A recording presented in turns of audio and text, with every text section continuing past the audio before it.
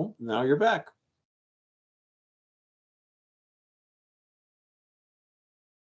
Okay, we're on the air. So welcome to the show that doesn't have a name.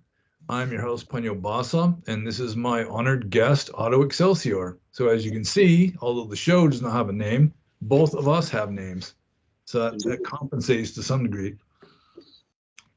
And Otto here has suggested that we discuss a certain topic that is very relevant to spiritual seekers in the modern or postmodern West. And rather than bungle his idea, I'll just hand it over to you, Otto, to tell the people, the nice folks watching this video, what it is exactly that we're going to talk about. Well, the phrase that occurred to me, the mot juste, as 'twere, was ass backwards spirituality, or at least an approach to spirituality that is forced into non-spiritual channels by the nature of our society and by the nature of most people's training. Okay. Yeah, that's pretty much universal, I think, in the West. Like in Theravada Buddhism, which is the tradition I'm most familiar with, a lot of even the Dhamma teachers will just reject any aspect of Buddhism that is not in conformity with scientific realism. So, they'll dismiss the working of karma, they'll dismiss rebirth, they'll dismiss even nibbana or nirvana, full enlightenment, they may dismiss, or else they will reduce it to some psychologically verifiable mental state. It's like a Right. brain state essentially. Yeah. Yeah. They're basically physical reductionists. They want everything to be reduced down to physical processes. Yeah, not all of them are like that, but quite a few are, possibly even the majority, as far as I have seen. So there is that. And of course, the main way in which Theravada Buddhism has gone mainstream in the West is mainly through meditation as a psychological technique for stress reduction, primarily for stress reduction. Right. A palliative. Yeah. So it's not so much to help you wake up as just help you remain in samsara more comfortably. Yeah. Yeah. I would concur with that, certainly. I think that, obviously there are benefits from meditating regularly, and it is good to have a palliative. It's good to have something to help stabilize. I've heard meditation, especially breath meditation, as being basically symptom management, but it's only the first step. It's and I think we've talked about this before, the idea of being alertly mindful and in the present moment. um just getting, you can be in the present moment and you can be accepting of everything, but if you just stop there and you spend all of your time just being in the now and gently accepting everything that happens, no matter what it is, as has been pointed out by others, this is basically a description of a low grade kind of depression all the time. This is it's in my just the way I look at it is, this is simply a first step in, yes, you control the symptoms, you get a hold of the body, you see what it's doing and calm it down, then you start working on the mind. The breath really is the mind body interface, and meditation is when we start looking at our mind more thoroughly. And to do that, we have to be in the driver's seat of having that mindfulness, that alertness, and we have to be discerning about what we're looking at, and of course discarding anything unskillful that we can possibly discard, and of course develop skillful things. But so yeah, it's very good that people have found a palliative in meditation, but yeah, it's just as it's used, it's only really a small part of the whole process, and it is used, I think, more and more consciously as a way of just keeping workers happy with their lot. As you say, leave them splashing around in samsara a little more comfortably. So part of, and I think this kind of relates to our issue, because it's very easy to see the concrete results of meditation, very easy to see the concrete results right away.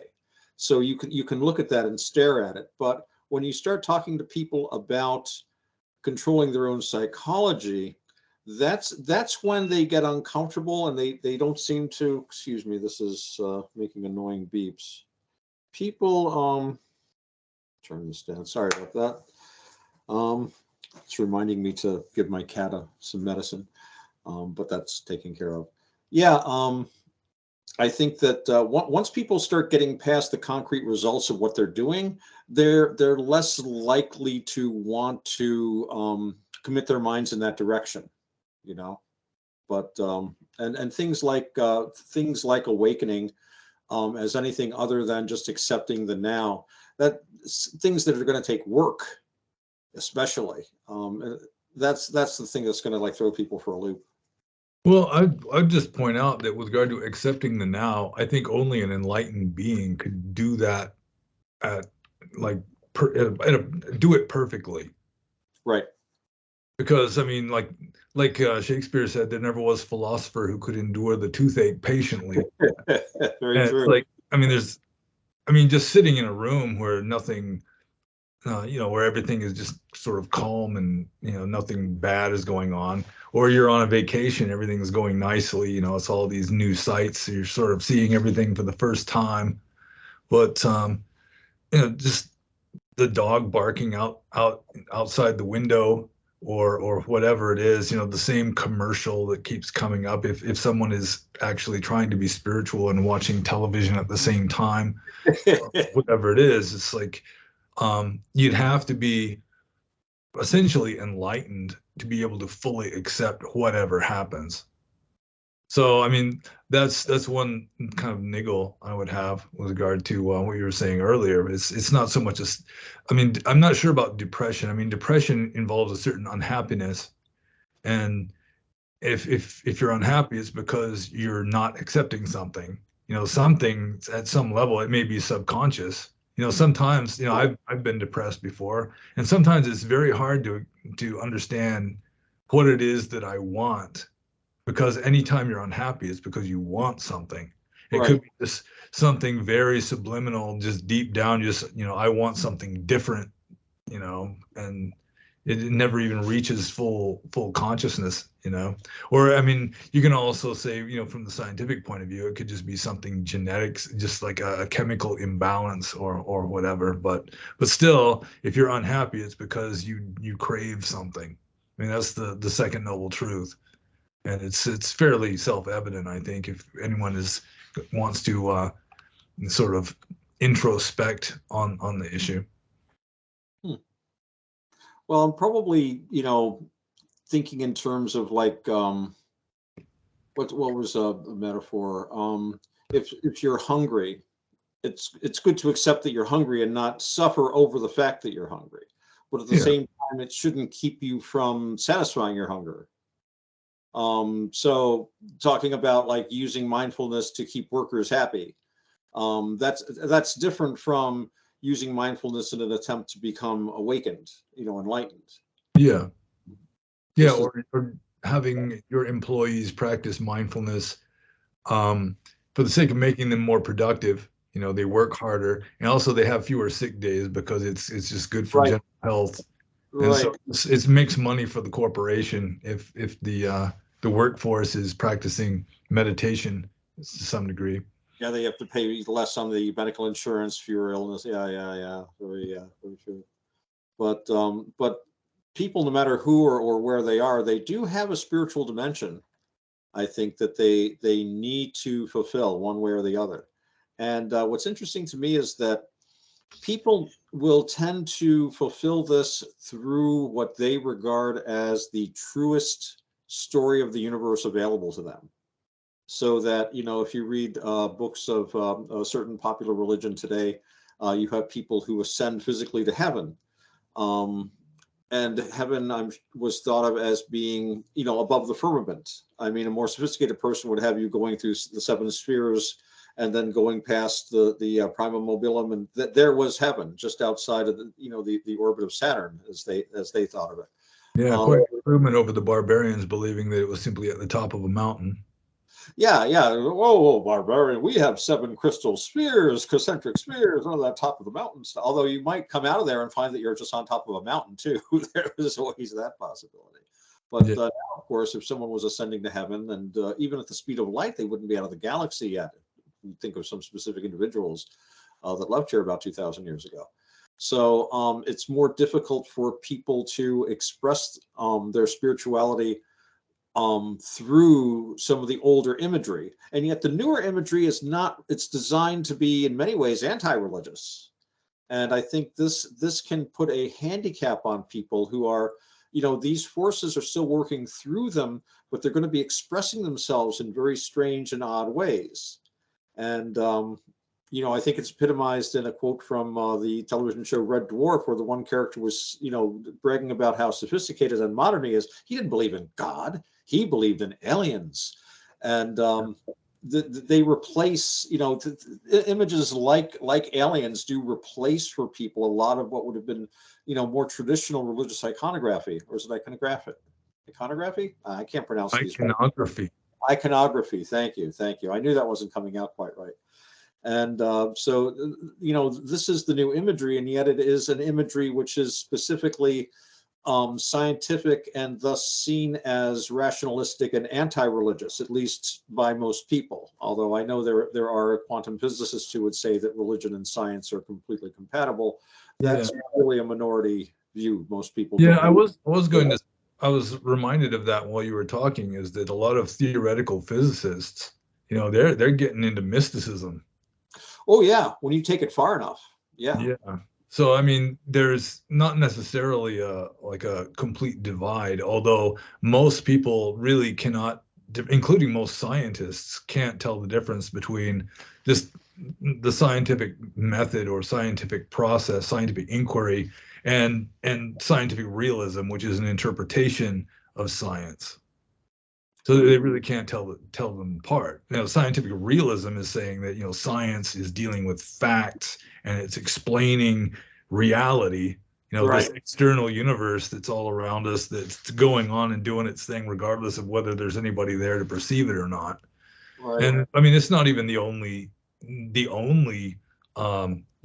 plausible or valid interpretation of science. There's instrumentalism, like Ernst Mach, some Austrian mathematician or physicist or something from 100 years ago. He was championing instrumentalism, which is just saying that science is good at finding patterns, but I mean it doesn't make any claims onto what is actually real. I mean, it's just patterns, repeating patterns in our perceptions of things that can be studied or sort of quantified and systematized and so forth. Yeah, that's sort of like the idea that science doesn't have laws so much as tendencies. This is something Rupert Sheldrake kind of talked about too, with his ideas of amorphic resonance, and the tendency for the universe to do certain things. Again, the patterns we observe.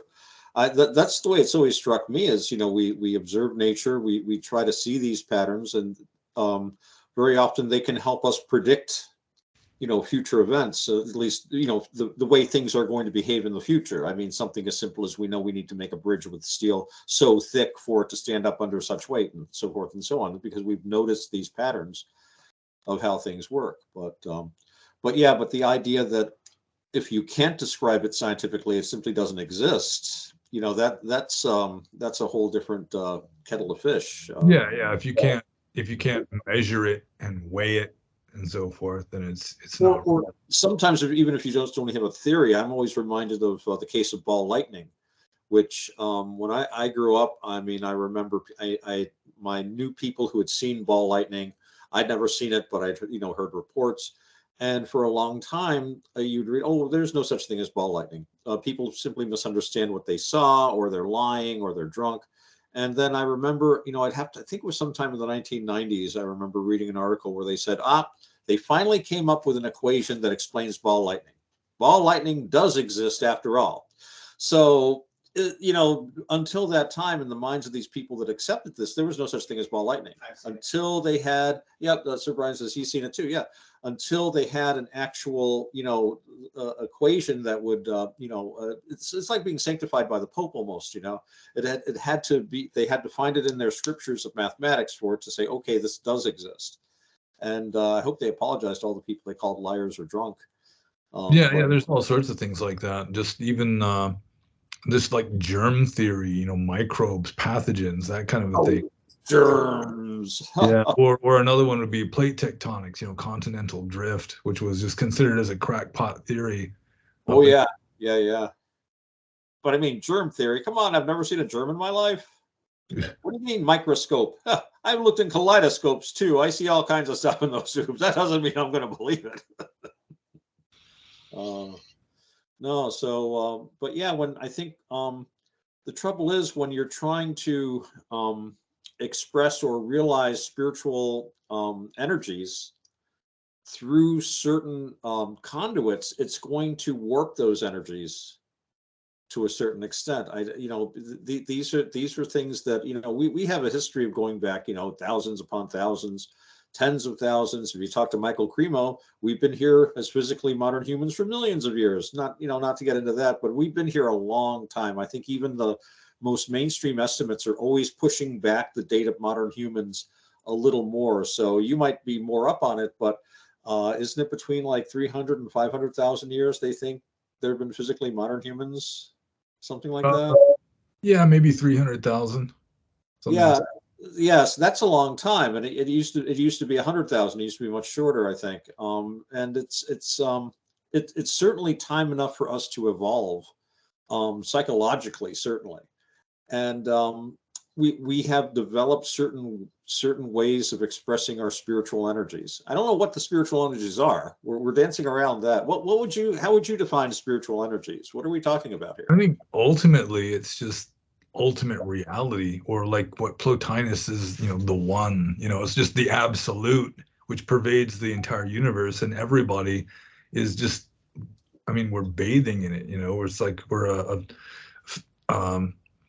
I mean, it's just we're saturated with this ultimate reality, but the ultimate reality is formless and infinite, and it just includes the entire universe. And it's like, I mean, one way of saying it would be, if we have anything that could be called a soul, it would simply be the spark of just ultimate reality, or God that just happens to be within us. And so, I mean, everybody has it. Only a total sociopath or vampire would just be completely cut off. It's always at least subliminal that there's this infinity and perfection, divinity that's just saturating everything. And science can't really deal with it other than a few of those mystical theoretical physicists who they might be talking about the quantum field as a lot of, in much the same way that a medieval Christian mystic would be talking about God. Yeah. It's everything and nothing. It's like Yeah. space contains infinite energy and zero energy simultaneously somehow. It's all paradoxical and mind-blowing and infinite and so forth. So I mean, that's I would consider that to be just the fundamental essence of spirituality in a human being. I mean, we're not just meat robots, because there's a deeper reality that we're just sort of floating on the surface of it, so to speak. And it's always there, and it's completely saturating us like a fish in the ocean. It's saturated in water. It's mostly water. It's swimming through water, but it has no concept of water, because Right. everything is equally wet, and so it just doesn't even have a concept. There's no dry to compare it with. Right. And yet the water sustains it, enfolds it, holds it up. Yeah. So most religious systems have some way of approaching that, or some you can kind of sort of wrap your head around it. Whereas scientific materialism, or Marxism, dialectical materialism, Yeah. they just deny it flat out.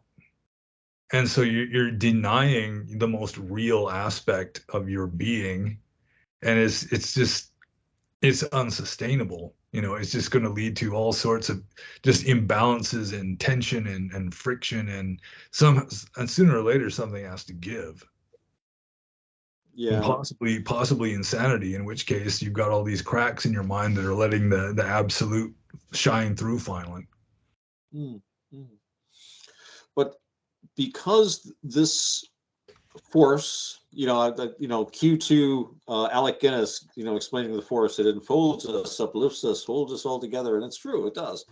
And we don't have the traditional forms of expression of that in our lives. We don't have the traditional religious. I mean, whatever else you want to say about traditional religion, it's based on a long history of human psychological evolution. I mean, if we have to speak in reductionist terms, we're not, it's like Jung said, it would make more sense to talk about God and the devil, but we can't use these terms because of all the cultural baggage and because we've been trained against taking anyone seriously that uses these terms.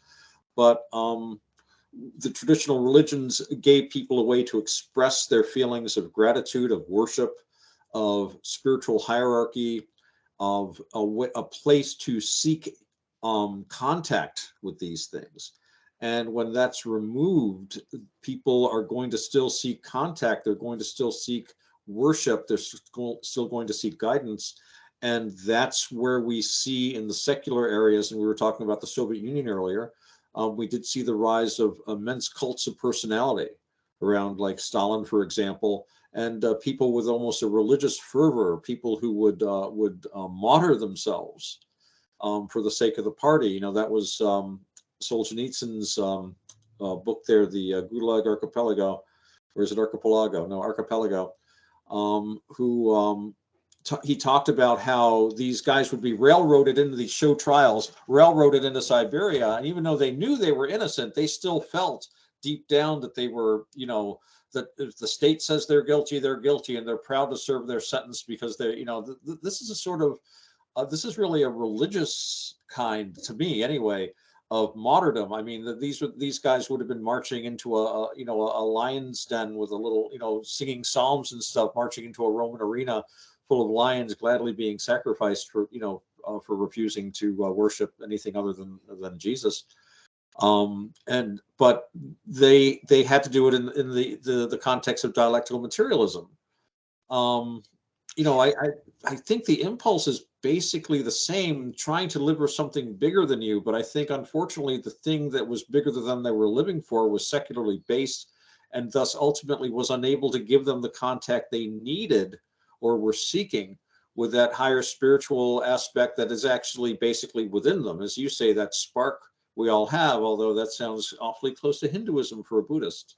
Yeah, or at least Mahayanas. Yeah, well, the one mind, the Dharmakaya and all that. Yeah, it's awfully close to a Mahayanist for a Buddhist. No, that's not right to say, but yeah, I think that I think that there's a crippling effect ultimately when these feelings, because religious feelings, spiritual feelings can also come out in ways other than joy or martyrdom. They can also come out, with a sword wielding kind of an aspect of them. Militant, Islam is a wonderful example of a very militant ideology that's been, welded to religious feelings. And the God of the Old Testament is not immune. The Lord is a man of war. The Lord is his name. And Lord of hosts. Yeah, there you go. And the Christian Crusaders did a pretty good job, at least in the first crusade. Didn't do too well after that. But so it's quite easy to see that these forces are basically agnostic. They can be for positive, good, giving, loving kindness, but they can also come out aggressively, war in warlike ways, with war itself, and killing and maiming. And at least if you're going to have people doing these things, at least in a religious context, you had warfare and violence channeled into a conduit that was compatible with the society as a whole. We're not talking about nice things here. This is, society's war with each other. But if you need to have warriors under such circumstances, but it's important that they be integrated into the society in such ways that their violence is turned outward onto other societies. And it's they sort of sublimated. I mean, you might know more about this than I do, but before a knight was knighted, he was supposed to spend the night in the church with his sword on the altar, and he'd be fasting and wearing white, and just sort of purifying himself in order to become a warrior of the church militant or whatever. And he would have to take vows, that he would show mercy to enemies and defend the defenseless and all that sort of thing. Yes. In some cases, that it's true in the High Middle Ages, especially the church was doing things that it could to mitigate warfare. They actually had specific days of the week when, because these guys, this is feudalism. This is like, your country is like 20 square miles and there's a baron across the river and you're fighting with him all the time. There's constant warfare. But the church made certain days when you weren't allowed to fight. First Sundays, no fighting on Sundays. Okay. And then they would expand it to like other holy days and this and that. And I think it also went right along with the fact that I think something like, I've read different things on this, but one last number I read was something like a third of the days that a serf had, for example, were festival days. He had like about a third of the year off, which is a lot more than most workers today get. And these were often also days in which any kind of military violence was forbidden. And I'm sure that this was broken, but again, this is what was a way to keep internal strife and violence in an area down to an absolute minimum. Supplementing it. Also, like you had like the Japanese code of Bushido, which was similar in certain ways, but it was, it was more dharmic. Ironically, even though they're killing each other with swords, still it's like, you have to remain mindful and calm and have no ill will towards your enemy. I don't know if I've told the story before, but I don't know if I've told it to you about the story of there was a samurai sword master. And because he was such a famous sword master, everyone's wanting to duel with him, because whoever kills him is going to make their name. I defeated so-and-so, the great famous master. So finally the sword, yeah, it's sort of like back in the Wild West, the famous gunslingers always having to shoot it out. So finally the sword master gets killed, and so his disciple, it's his sacred duty to avenge his sensei, So he goes and hunts down the person who killed his master and challenges him to a duel, and they start fighting. And the disciple of the deceased master is winning, and he's got the enemy down on the ground. He's about ready to finish him off, and the guy down on the ground just spits in his face. And this causes the disciple who's avenging his master to get angry, and he's really going to get him now. And then finally he realizes he's no longer motivated by honor and duty. He's just wanting to kill him because he's pissed off. So he just stands up and sheaths his sword and walks away, because it wouldn't be right to kill this guy for dishonorable reasons. Wow. That actually, isn't there a Mahayana kind of a doctrine of akarmic behavior, or they would say akarmic behavior, so that if you can behave completely detached from something, you will not make any karma. At least it's mitigated. Yeah, they'll say that there are like bodhisattvas who are soldiers and bodhisattvas who are prostitutes and so forth. Right. And again, that's more, I've come across that sort of thing, I think probably more like Tibetan Buddhism. Or definitely Hinduism, like the Bhagavad Gita. The whole Bhagavad Gita supposedly takes place on a battlefield, and Krishna, God to a Vaishnavite Hindu, is saying to Arjuna, it's like, so long as you're doing your duty and you're offering up the results to God, then you can do anything.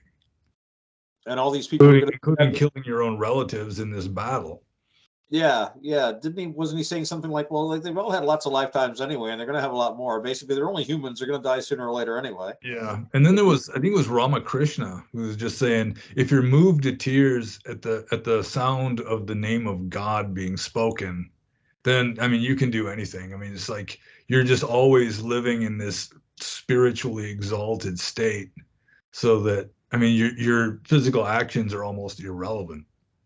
Right. Well, to some degree, from a Theravada Buddhist point of view, that's not entirely true, although your mental states are mainly what's giving you good or bad karma. So, if you can remain mindful and calm and in a state of, detachment when you're doing something that, if just slapping a mosquito, for example, right. it's bad karma, but it's better just to slap it and calmly than just be like cursing it with all your heart because the little bastard just bugging the shit out of you. Fighting me. Yeah. When you were talking about the Hinduism, I remember something I read many years ago about they had the idea, of course, for them, Dhamma or Dharma would be any, a path. So you would have like the story. There was like a big flood coming, and they asked all the different people to make an act of Dhamma. Is how they put it. Basically, be able to say, based on the fact that I fulfilled all of my duties perfectly, I want this flood to go away or something like that. And they went to the king first, and the king says, well, based on my kingly Dhamma, I want to make an act of Dhamma. Didn't work. Didn't work. They went to all the different people, the rulers. They went to the merchant class, and finally they came down to this one woman, and she was the town prostitute. And she came out and said, I've been a down prostitute. I do the prostitute Dhamma, and I want to make an act of pure Dhamma, blah, blah, blah, to stop the flood. And the flood stops. She performs a miracle. It was the prostitute was the one person who had the perfect Dhamma that was able to, affect reality, which just goes to show you don't ever know. Yeah, well, they have Rahab in the Old Testament also. Was the only person in Jericho who was spared, she and her family, because she helped the Hebrew spies. Well, not exactly miraculous, but God smiled upon her anyway. Well, that Hebrew God smiled on people for some odd reasons sometimes. Yeah, that's true. And frowned on people for some odd reasons as well. But yeah, yeah. Yeah, but I mean, essentially the problem is that nowadays there's no acknowledgement of anything that's beyond the mundane.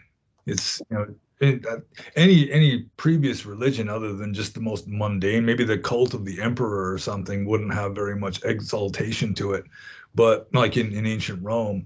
But still, I mean, almost any religion, just practically by definition, is accepting that there are invisible forces and that there are powers above the human level.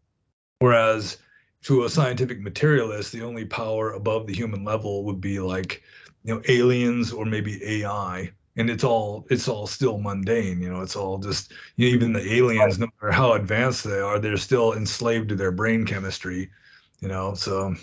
Right. They need to reduce things to physical processes no matter what. And of course, Arthur C. Clarke has given us that wonderful saying, any sufficiently advanced technology is indistinguishable from magic, and obviously indistinguishable from theurgy, divine magic. A powerful enough alien would have all of the powers we would associate traditionally with a god.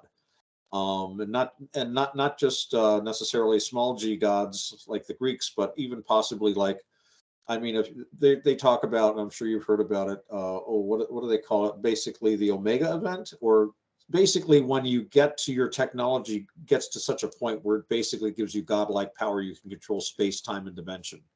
But it is based on a technological premise all the time. All the time, they can't get away from it. If they can't examine it, and it's really very strange, because if you just think about it and even look at it from a scientific reductionist point of view, all we have are the things we sense, and all our senses are basically electrochemical activity. There are forces that impinge upon our sensoria, and our brains interpret it a certain way. Now, it seems to me it's quite obvious that there is a point past which we are incapable of having knowledge about what's going on. So to get all impressed about what's basically just an electrochemical soup going on, I mean, it's a great model. It gets us, I mean, I'm able to walk across the room and not trip over things, and we can manipulate the world around us. And look, we've got these computers and we're hundreds of miles away and can chit chat. But at the same time, it's not everything. And it actually makes you think of how much more there is out there, Yeah, we're all infinitely ignorant, literally, including the most brilliant scientists. So, I mean, I think just a certain amount of humility and even agnosticism, just admitting that you don't know everything, and that, I mean, that there are things beyond the reach of science. Even just the nature of consciousness itself thus far is beyond the reach of science. They can talk about how, alterations to brain chemistry or fiddling with the brain of a rat will cause different behavioral results and so forth.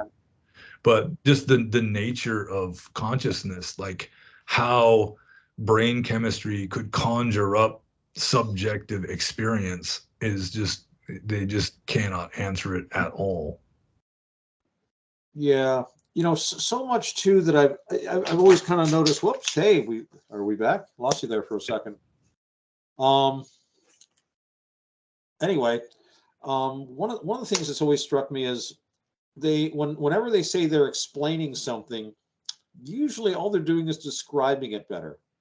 Yeah. Describing something better isn't really explaining it. If you say, well, I'm happy, and they say, well, happiness is just, this chemical. And I'm like, well, when I'm happy, I laugh. When I'm happy, I feel good. And when I'm happy, yeah, maybe this chemical is excreted, but I'm still being happy. You're just basically looking at my happiness in a smaller and smaller level. That doesn't really explain it. It's describing it, perhaps, but it never really struck me as an explanation. And I don't see why I should, wait, no, it didn't explain it. It's good to know, but. Yeah, sometimes the scientists will talk about like the laws governing gravitational forces or something, but really all it is equations that some physicist was able to devise that seems to match more or less the observed phenomena that are going on. Right. So it's just sort of overlaying a mathematical equation onto something that seems to fit pretty well, and then saying, well, that's the law that it has to follow, when really it's just a model that seems to be working. Yeah, it's a description that can be used to predict future behavior. Kepler, good example, Kepler's law. He kept trying to get everything to be in circles, and of course, before that, epicycles was the thing. And epicycles work; they do work, but it's really, really complicated and hard to work with. We know having the Earth in the center of the universe also works, although the math is very complicated. Yeah, and we know from in Einsteinian physics it's just as valid. But the more clear a description that he could make of the solar system, the more clearly he was able to predict future events, as like where planets were going to be here and there.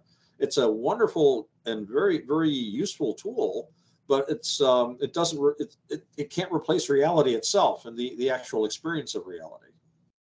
Yeah. So, but on the other hand, it can be very scary for some people, I think, to think that the universe is so big.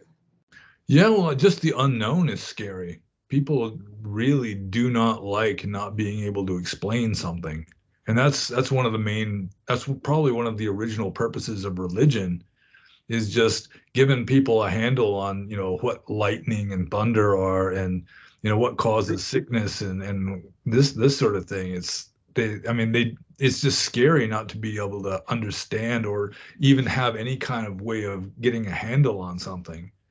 So, you've got the priests or the shamans or whatever saying, well, the god is angry, this god is angry because of this reason or whatever, and that's, at least it was something that they could kind of understand. But just being unable to explain something is scary. And so I think part of that, and the diehard scientific materialists, and it's partly just fear of the unknown. Is they just do not like the idea that science can't explain everything, and so they'll just reject anything that science can't explain. Yeah. And even to my mind, even if you want it to be very, very focused on, on science and, what science can explain, it seems to me that you would also be saying to yourself, my science is limited. There are things that my science doesn't recognize. When you think about, if you talk to a physicist or, a scientist today and compare them to a scientist 200 years ago, they're going to have some very different ideas about how things work. I think it wasn't until the 20th century that they figured out that the sun was being fueled by thermonuclear forces. Before that, they thought it was a big lump of coal. They basically figured it was just combustion, burning, and they had estimates like, well, at the rate it's going, it might last another 10,000 years, but unless it's being refueled from somewhere or other. So, if I came across things that I didn't understand, I wouldn't just dismiss. It seems to me they would say, well, gee, there's more here than my science can explain. I mean, I would think it would be part of science to admit that there are limitations on science. But I guess that's the difference between, being interested in doing science and worshiping the science. Yeah, that's the difference between science and scientism. Scientism, yeah. So there's room for everything if you want to make it. But oh well. Yeah, well, I mean, it's going to be there whether you make room for it or not. So. Well, that's it too. And it's going to affect people too, because I think that we are, like I said before, we have a spiritual dimension. We probably exist in dimensions that we can't even consciously or directly perceive. And when we do perceive things from these other levels, we're going to be perceiving them obviously not in traditional ways. I think this is sometimes where hunches can come from, certain feelings. Socrates used to talk of his demon, daimone, who never told him what to do, but would warn him from doing things. It's like the famous case of the guy that was on this ship, and he had a dream, several dreams in a row, telling him to get off the ship. And he got off the ship. Very well documented. The ship went on and it sank. At least it was never seen again. And he was not afraid to listen to that. But also, part of me wants to say he was accessing a dimension of reality, but he couldn't look directly into the future. He could only view it through the reality grid of a vision. In his case, it was an armored knight holding a bloody sword and a bloody rag in his hand, saying the name of the ship. I forget the name of the ship. And he did this while he was on the ship. Now, I will also say that when he had these dreams, he was on board this vessel that was traveling, and the vessel was had an issue with listing and with rocking back and forth. And most of the passengers of the crew said, "Oh, that's perfectly fine." But he felt it was not safe, and he was also an engineer, apparently. And so you could argue that his subconscious engineering mind said, the meta center of this thing is like all messed up. This ship's very unsafe. And he just got right off it. He had other people, other engineers that had passed inspection. The ship had like an A1 rating, and yet something had told him to get off that ship. He perceived something that the others didn't perceive, and he perceived it in the form of a religious vision. What would be a religious vision in any other time and space? He was in Victorian England, so they were still religious then, but they were moving well into scientific materialism by then. Yeah, in fact, to some degree, they're more materialistic in the 1880s than they are now. Back then, atoms were just like little billiard balls bouncing off each other, and really in the 1880s, it was, they were really thinking that they were getting close to having it all figured out. Sort of like Stephen Hawking in the 1980s was. Oh yeah, he had that book, Brief History of Time, where towards the end he's saying, all it's going to take is a few more equations to get figured out, and we will know the mind of God. We'll have it all figured out. Theoretical physicists will become obsolete because it'll all be figured out, or else they'll just get replaced by computers that'll be able to work at a much higher level or some such. Yeah. Well, there's always what was that? At one point there was a move to close the patent office because everything had been invented. Yeah. There's going to be a need for any more patents or anything. How could they possibly make any improvements in the year 1899? I mean, we're here. Hey, civilization is at its peak. Progress has reached its culmination. But of course, with physics especially, it's just other models, and we really can't imagine what they're going to be coming up with. No matter how refined the models get, they're still just models, and they're not reality. Like any kind of thinking is just symbols. Like the word tree is very, very different from an actual tree. And just imagining a tree as vividly as you can, you might have a photographic memory and be a botanist, like a Nobel Prize winning botanist. Yeah. But still, I mean, the most elegant theoretical explanation or illustrations or whatever is still going to be just light years away from what an actual tree is. Right. And And each it's tree. just the way with all reality. I mean, in order to really understand reality, you have to essentially become mystical. You have to be a mystic and stop thinking and just experience it directly. Right. Because thinking about it, you're not, I mean, it's just about some It's a step. interpretation of reality. Yeah. And then you think about thinking about it, and that's another step away. Yeah. Immediate experience, and even the experience itself, again, is our sensoria encountering and enduring something, forces, things Yeah. that we call the compression and expansion of air, or photons, and whatnot. Are they particles or are they waves? Even classical physics had a lot of very strange issues to deal with, and I think the more careful they're modeling, the more very interesting things they find. And of course, there's a point where the math. I mean, I'm not really super good at math. I mean, algebra is about as far as I can do anything, and I haven't tried to do any of that in years. But apparently, a big part of it has to do with symmetry. That the equations have to be symmetrical. And that to me says that these scientists, these physical reductionists, these concrete people that are dealing with the nuts and bolts of reality are using an aesthetic judgment. What could be more subjective when they say these equations balance well, these equations look good? So they're seeking for that symmetry that at one time was considered to be a mystical part of the universe. The universe was symmetrical because it was created by God. And God, like all of us, wants a nice, symmetrical, pretty universe. He wants something nice, you know? Well, I have to admit, I mean, you have to have things balanced out on opposite sides of an equal sign. Oh, that's true. That's true.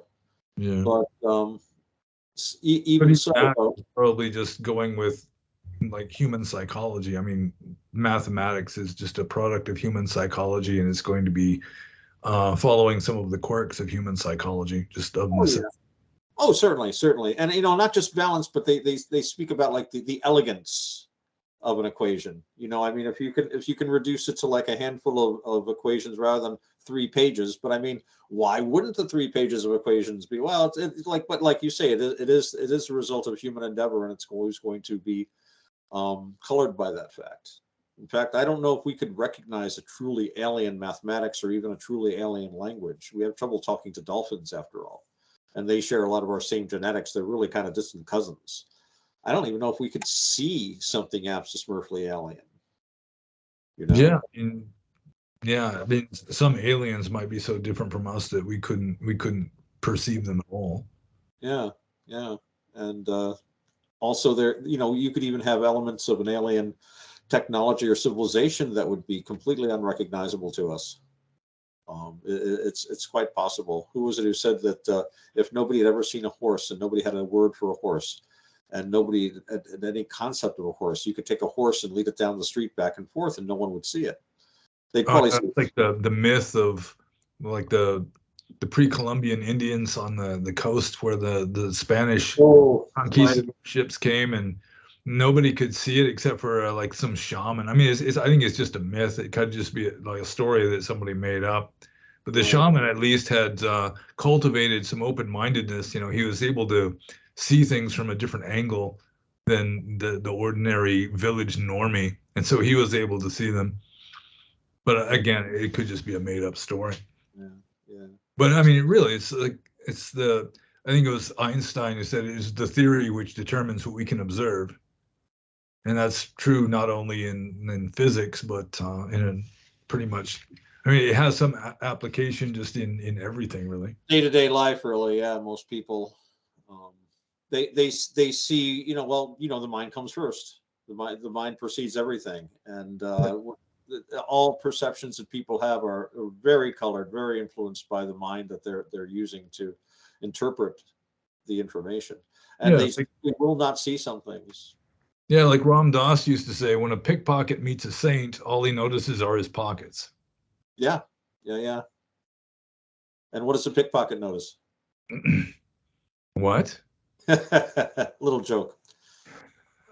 He didn't say who noticed what. Say when a pickpocket meets a saint, all he notices are his pockets. Oh, okay. I get it. Yeah. Humor. Jolly joke. Yeah. Oh, oh my goodness, we've been at this an hour. Yeah, 49 minutes approximately. We've been kind of rambling, but that's fun too. That's good too. I don't know. Do Yeah. you think something else? Any other aspect of that we should cover?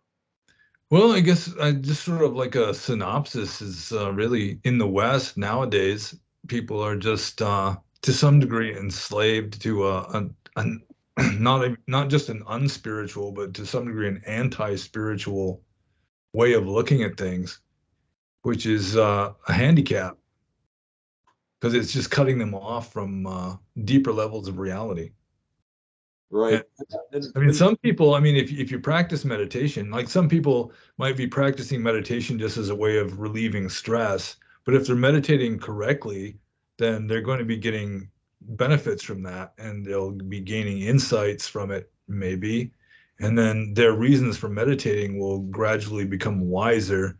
And so you can start off in like a stunted position just because of your culture or whatever it is, your own karma or whatever. But if you're going to be practicing meditation and practicing a method that sort of um, isn't extremely limiting, then I mean you're going to become more insightful and more wise. I mean, even words like wisdom nowadays, they're almost past, they're almost like obsolete, like sin.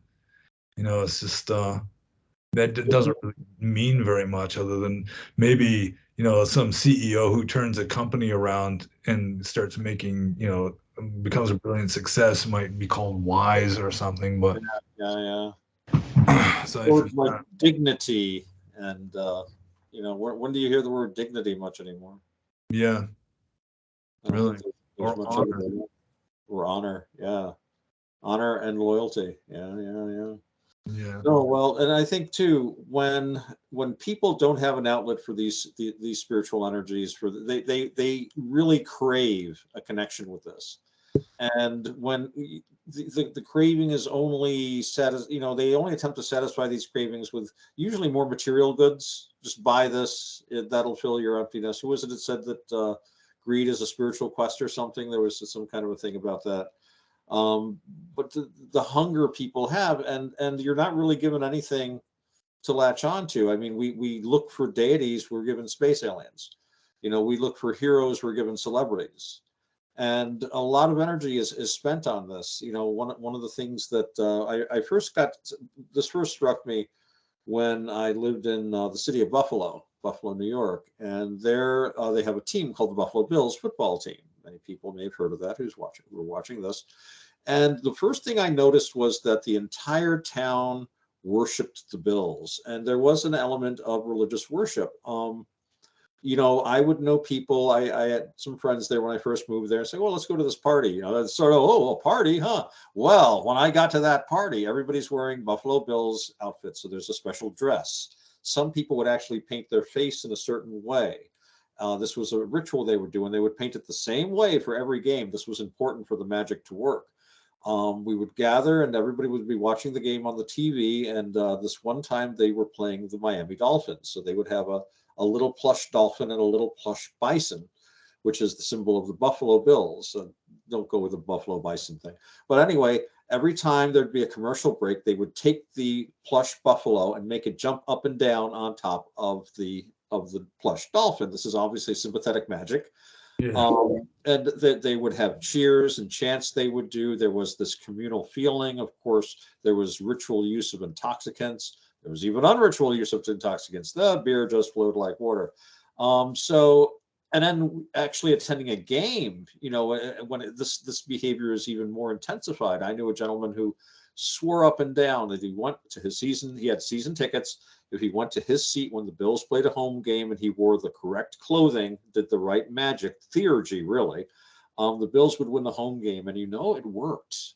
It worked. The only time they lost home games that year was when he didn't attend the game. But yeah, these people were basically taking part in a religion. They were performing rites of sympathetic magic, which public magic is religion, private religion is magic. It's the same principle basically.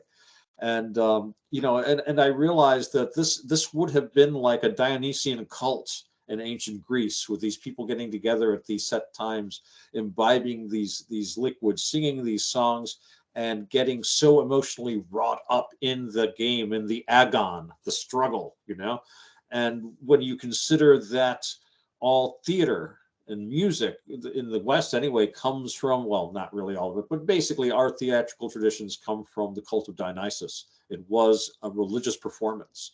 And these football games are much the same way. You're watching the agon, the contest. And originally, it might have been the story of the martyrdom of Dionysus at the hands, the hands of the women, the Thracian women tearing him apart, that would elicit pity and terror in the audience. In this case, it's the struggle of the bills against the dolphins, the hated dolphins, the rival. Squish the fish was always the call.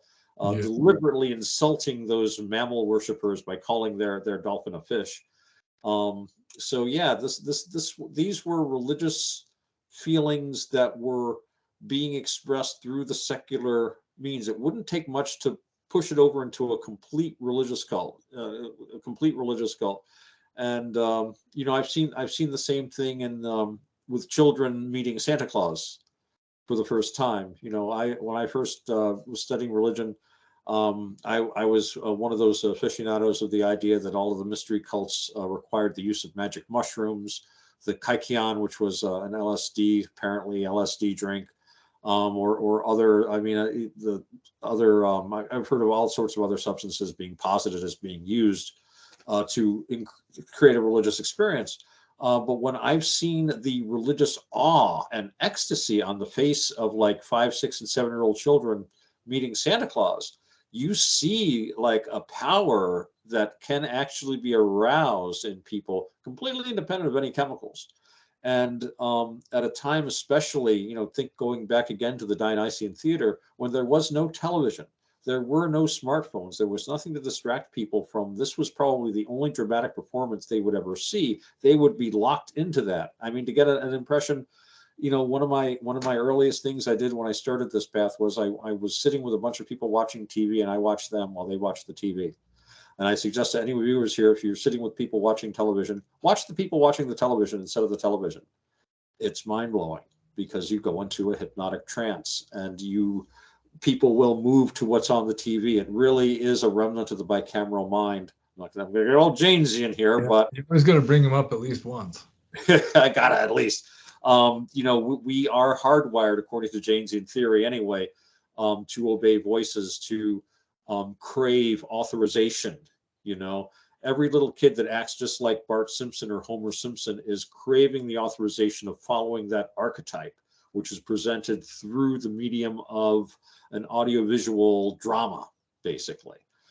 So presented drama can be something that can drive people to heights of religious excitement, I think. And now this religious excitement is being elicited in the cause of selling stuff and keeping people glued into a certain paradigm.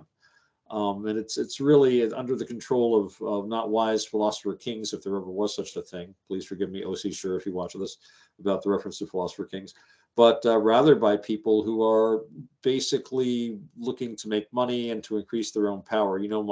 There's a lot of talk about conspiracies of going back many generations, but my old saying, cupidity and stupidity do more to explain history than all the forces of conspiracy. People are stupid and short-sighted, and they're greedy, and they're going to continue to do behaviors that make money for them and give them more power. I don't think it's necessary to elicit any sort of an organized conspiracy stretching over hundreds of years, except in as much as people do tend to do the same behaviors, and they will help each other out over generational bonds. So, my 2 cents. Yeah, well, I do think there is a difference between religion and spirituality. I mean, you can have a religion that doesn't have much spirituality at all, other than just the, devotion to something greater and a feeling of community. That's sort of like Deadheads. That was almost a religion. Oh yeah, Very much so. Yes, yes, So I yes. mean, there's that aspect where it's just Nuremberg rallies in the 30s and early 40s, or the sporting events like you're mentioning. There's all sorts of events that have like a Yeah. quasi-religious, just because it's sort of built into us. We're a social animal, and it kind of brings us together into a coherent tribe in a Right. way. But then spirituality, I mean, that's yeah. For me, spirituality would be getting into a higher level of truth or a higher level of reality. And I mean, there's definitely overlap, but one is more of a like animal instinct sociological phenomenon, and and also like emotional and so forth, Right. whereas the other one is just sort of transcendental. Well, you're talking about what I would call a higher spirituality. Yeah. This is the higher thinking spirituality. But I was speaking directly to the Dionysian spirituality, the chthonic forces. If I'm pronouncing it properly, I'm probably not. Um, and these are forces that traditionally were conduited spiritually. And yeah, and of course, as far as the higher spirituality goes too, it's even worse there. I think for people, there's just very little in the way of any kind of outlet for that. Yeah, well, Yeah. everybody has some of it, but most people don't have very much of it. I mean, most people just aren't ripe Well, for. that's another aspect of it too. You're going to have the kind of religious experience based on your level of spirituality. I Yeah, mean, but if you do have a culture that promotes it and at least acknowledges its existence, sort of like modern Burma, then it's definitely going to have an advantageous effect on the majority of the people, the population in general. And that's something that is needed in the West, is just at least some mainstream acknowledgement of like a higher level of truth or a higher level of reality than the mundane level. And I mean, you got Christianity, which deals with that to some degree, but it's maybe half the population at most would be a serious Christian. Probably much less than half would be serious Christians, other than just right? Yeah, nominal ones. yeah, yeah. That's So been it'd have to be something. Yeah. Well, Christianity in particular and religion in general, though, has been very steadily chipped away at in our culture, as we were saying before, the increasing secularization and, everything from, guys running around oh, can't think of his name now, think of something else, but the famous atheists running around in the 19th century there, Ingersoll, Colonel Ingersoll. You had guys like Colonel Ingersoll running around all the way to just simply damning with faint praise, with the books like Jurgen, and the sort of a Fabian society approach towards de-religionizing ourselves. And of course, there's the other hand of it. You do have enclaves, areas where people are particularly religious. So you can go to some areas where you'll have, yes, most people do have a religious kind of a paradigm that they're operating from. Yeah.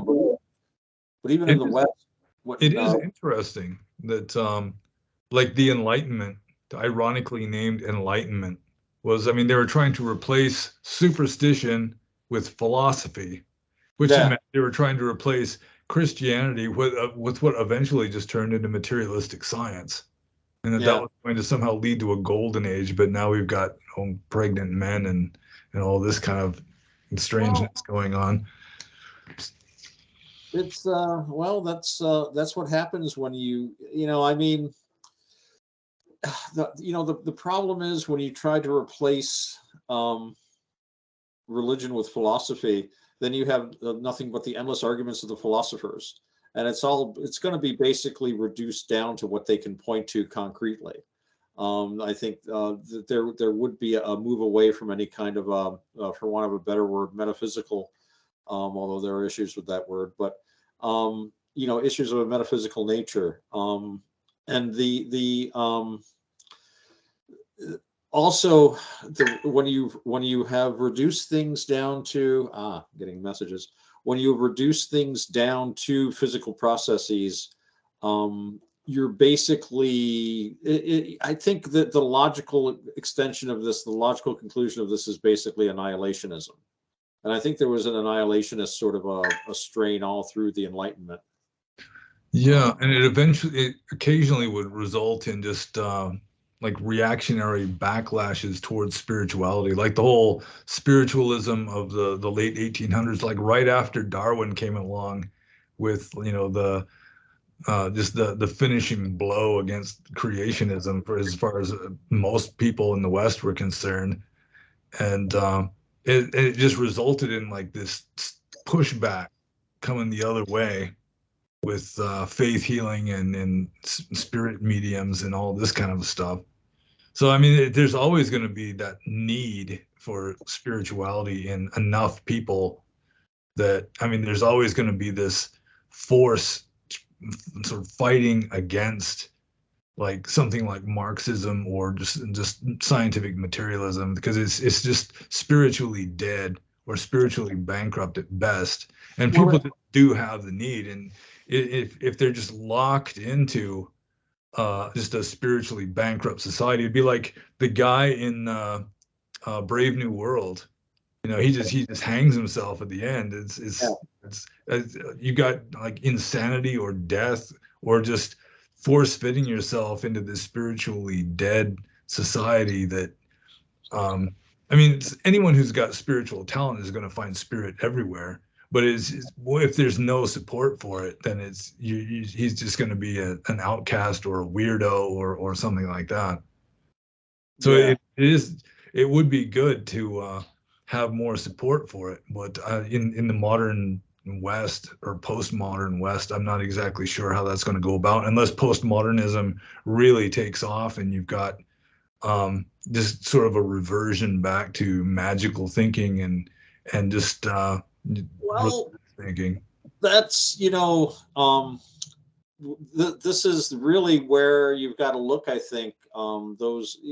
This physical reductionism, this annihilationism, has pushed a lot of this over to those liminal areas. It's on the fringes that we may have to be looking for what may evolve into future religious movements, or at least future frameworks for spirituality, because you know the mainstream pushes these things out of the way. But as you point out, when the back in when Darwin was giving the 1-2 to biblical based ideas of creation, there was that pushback of spiritualists, and you also had like the Society for Psychical Research, which was a more high-end kind of group. So you had like different levels of society being interested in this, all the way down to like the lower middle class person going to the palm reader, or to the tarot card teller. So, but these even the SPR was liminalized pretty early. I mean, these people were, Sir Arthur Conan Doyle is a great example of that, because he was the creator of Sherlock Holmes. He wrote all those wonderful historical novels. Anyone that hasn't read it, I really suggest you read The Lost World. Magnificent book. And he was involved in the Boer War. He did things like he was instrumental, or one of the people instrumental, in introducing steel helmets into the British Army. He campaigned for sex education, so that you wouldn't lose more troops to venereal disease than you would to like enemy bullets, which was often the case in those days. Got a knighthood. That's how he got his knighthood, was for like his work in the Boer War, I believe. But then he started pushing the spiritualist church. He was a spiritualist, very much a spiritualist. And as a result, well, he never got that baronetcy. His portrait at the National Portrait Gallery is always off being cleaned. He was kind of sidelined. And when World War II looked like it was brewing, in World War I, he'd been called upon by the government to help with propaganda against the Germans. He was one of the ones, him and Kipling and a few others, were coming up with like the Belgian babies being roasted on spits and things like that. And later, after the war, they apologized and said, "Well, we're sorry, chaps, but propaganda is a war arm kind of deal." But when it looked like World War II was brewing up, he was still alive into the 30s. Yeah, they didn't want to know him. He was just kind of like pushed aside, and I think that was the case with a lot of people that were involved with psychical research at the time. So but looking at these areas, that's where you do see people who, and again, it's some of it's very weird. Some of it's all non-traditional. And you and I both know people that look to these new liminal areas to find freedom of expression of their impulses, I guess you could say, in this direction. Remember, they don't believe in God; they believe in aliens, but it's the same need. It's the same functioning, I think. Yeah. So. Yeah. And we've been at it for an hour and 10 minutes now. So Oh, I that's pretty suppose good. we should try to crystallize this and solve the problem now. So I'll leave it to you. Well, we live in a society, and we live in a society that unfortunately does not, for the most part, recognize our spiritual dimension, at least not in a way that is spiritually healthy. Yeah. And as a result, when we try to express these spiritual needs, whether they are the basic needs of the hoi polloi of the Dionysian level of spirituality, or whether it's the higher spirituality of Apollo and the more thoughtful spirituality, there simply are many things put in our way in an attempt to, I think, channel these things into directions that support the paradigm of that we're in now. And basically, it's annihilationist. It would deny any sort of higher reality than can be concretely tested, and thus would reduce your spiritual ideas and conceptions to just all in your mind or just your ideas, and belittle it and ask you to not take it very seriously, thus stunting you spiritually, I think, in the end. How's Yeah. that? One thing we've almost failed to mention is just that the powers that be, the cultural Marxist globalist establishment or whatever, is actually undermining what religion does exist and infiltrating it. So you've got, like the rainbow flags flying in front of Presbyterian churches, and Unitarian sermons given by essentially she-males, like bad mouthing Donald Trump instead of discussing anything spiritual, or this global warming or this COVID hysteria, all this kind of a stuff. Yeah. It's like draining all of the spirituality out of any kind of spiritual system, and just making it more in accordance with the Brave New World agenda, essentially. And it does drive the spiritual people away from the religions, from the spiritual systems, the places where they were supposed to be able to go. If you were spiritual, you would go to church, and if you were really spiritual, you could join the clergy. And if you were really, really spiritual, they'd stick you in a monastery where you couldn't disturb anyone else with your spiritual ideas. Yeah. But when you no longer have that. I mean, religion is supposed to give you something timeless, I think, on a certain level. People are looking for something more timeless. And when the religion is simply spouting whatever the prejudice of the day is, people are going to take it a lot less seriously. And this is also going to drive spiritual people into a more liminal kind of an area in the society. And they're going to, if they are still going to look for a religion, they're going to look for something that is even more off to the side. They're not based. What's that? Something based. Yes, they're going to want something based, like snake handling or the old Catholic Church. Or Russian Orthodoxy or something along those lines. The Orthodox, and we've got like plenty of Orthodox people around here. And of course, I lived in Buffalo. There's a large Orthodox community there.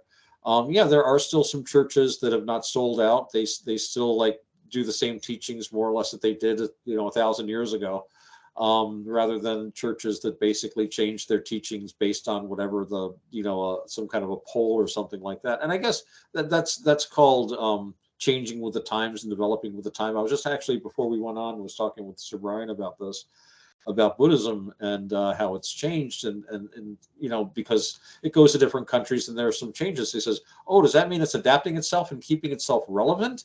And I'm like, well, changing things, religion should be relevant in and of itself. You don't make a religion relevant by adapting it to the society. You keep it relevant by giving people a handle on something, no matter how much the society changes. Yeah, I mean, especially if you're adjusting a religion or a spiritual system to better fit a spiritually bankrupt society, then it's not going to help anything. Or if you're adjusting the religion to suit the desires of just spiritually mediocre people, then you're just going to drag the whole thing down into a state of mediocrity. And I would point out that to a lot of the people that watch these videos or read my blog or interact with me are Buddhist people who really are trying to find some kind of Buddhism in the West that hasn't just sold out to leftist globalism. Yeah, it's tough. I think there are a few people out there talking about that kind of Buddhism, and it's exactly what people are looking for. They're looking for something timeless. They don't want the changeable, shallow modern world, because it doesn't take many eyes to see. I'm not that old. Well, I guess we are getting old, but it doesn't take more than just looking at what happens in the world for like a decade or so, and you see how changeable it is, how it's like a feather blown all over the place. You want something solid, and you don't want your Buddhism to be simply, I mean, why bother even calling yourself a Buddhist? Some of the things that I've seen so-called Buddhists say and talk about.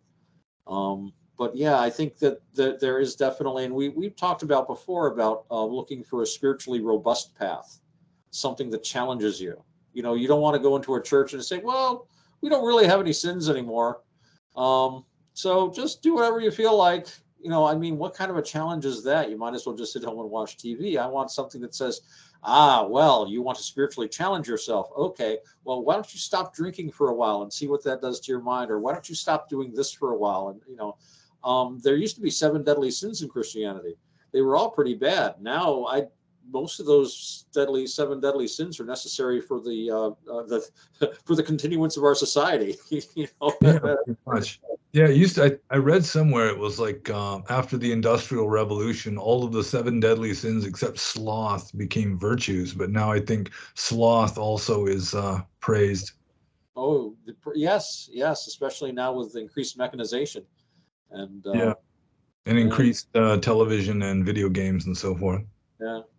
One of the first things I noticed when I don't watch much in the way of television these days. I watch videos on YouTube once, but I did watch TV for a while, and like I said, I used to watch other people watching TV. But something I noticed about TV shows is when you watch a TV show, the people in the TV show are not watching TV shows. Because if we had a TV show about people watching TV shows, they'd all be just staring at the screens all day and maybe, oh, look at that sort of deal. So it's like even the people watching TV that are projecting themselves. I mean, it's basically a becoming, I guess. You're in that little world of becoming while you're watching the show, but you're removed from what you're actually doing to the point where, if it was more accurate, you'd be watching someone watching TV. I think you know what I'm trying to say there. Even in their attempt to escape reality, they're trying to escape from the way they're escaping from it as well. Yeah, I suppose so.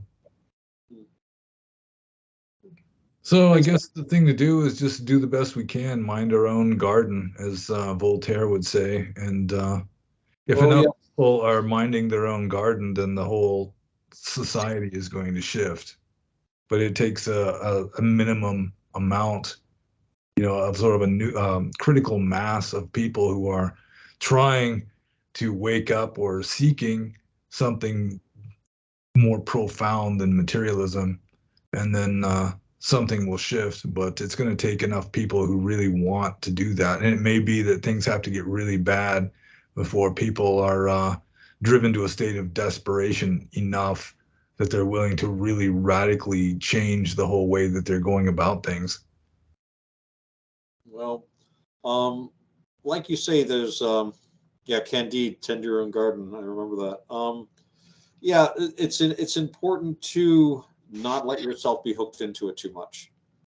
I know people that get so wrought up about something that somebody said on Twitter, that a guy I've never heard of, somebody famous and stuff, and it's like, you've got to tend your own garden. You've got to deal with your own life, not take these other things so seriously. And yes, when enough people, that's how real change happens, is when certain attitudes and ideas become so omnipresent that just the thought of doing something different just becomes ridiculous. And they've been trying to socially engineer us for a long time to varying levels of success, using, television and movies, now the internet.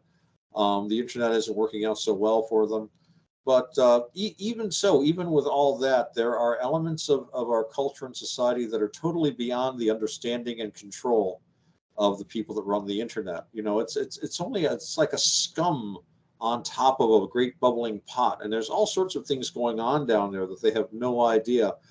The 2016 presidential election was a good example of that. That took a lot of people by surprise, but a lot of other people were not surprised at all at the outcome, because some people were looking at reality and other people were trapped in that little reality bubble of social engineering. And if everyone on Twitter says this, it must be true. And no, not at all. And what happens is that these social media become more and more isolated from, it becomes a thinner little kind of crust on top of reality. And eventually it'll just break through, and the crust will either dissolve into it or just become completely unimportant for most people as we get on with our lives and do our own things. I ignore so much of the news, and I don't think I've ever seen Brandon give a speech, for example. I have no interest in anything at all that brain dead old pedophile says. And, a lot of people simply turn away. It's the turning away and turning towards other, I've heard it called the parallel society. Yeah. Where you just kind of like turn your back on it. I've got better things to do. Yeah, well, that would be a step in the right direction for people who want to live a spiritual life. I mean, you're not going to find it in the mainstream. No, not at all. Not at all. Not in the West, anyway. No. And even in the East, from what you've said, there are issues. Well, human nature is human nature. I mean, you're not going to escape from being human, no matter what the culture is. Right. Oh, yeah. And we've said before and talked about the idea that, people have the kind of religion that they're spiritually prepared for. A good, decent, kind person is going to be a good, decent, kind Christian or Muslim or Jew or Hindu or whatever. A really mean, evil, terrible person is going to be equally a very evil, mean Christian or Jew or a Hindu or Muslim or whatever. It's human nature, I think, has more to do with how your spirituality is going to manifest itself, if at all. Yeah, but still, at least the acknowledgement of something higher than the human level Yes. in the mainstream, it would be beneficial. At least would allow a socially acceptable release for people who are just sort of frustrated. They've got like the higher yearnings, but they're kind of stuck in samsara or stuck in the worldliness or whatever. At least there's a little window, a little breath of fresh air that is available. Right. Whereas now, I mean, you've got to, I mean, it's you don't know where to look. I mean, the average person. So you just do the best you can and watch YouTube videos, read books, find some group that resonates with you that isn't just parroting the globalist talking points in the sermons and so forth. And if you practice, then you're going to develop, and then you're going to become wiser, and then you're going to be more skillful in searching in new directions and developing and seeing the truth. So that'd be my concluding remarks on this little conversation we're having. No, I would concur with everything you said there. I think All right. definitely the when you're looking nowadays, you're going to have to be looking, as you say, it's not going to be part of mainstream society. You're going to be looking away from And that. even if you search for try to join a spiritual group or something like that, you've got to be very careful, because many spiritual groups are just, they've been subverted essentially, or if they ever have stood for anything spiritual to begin with. Well, that's it.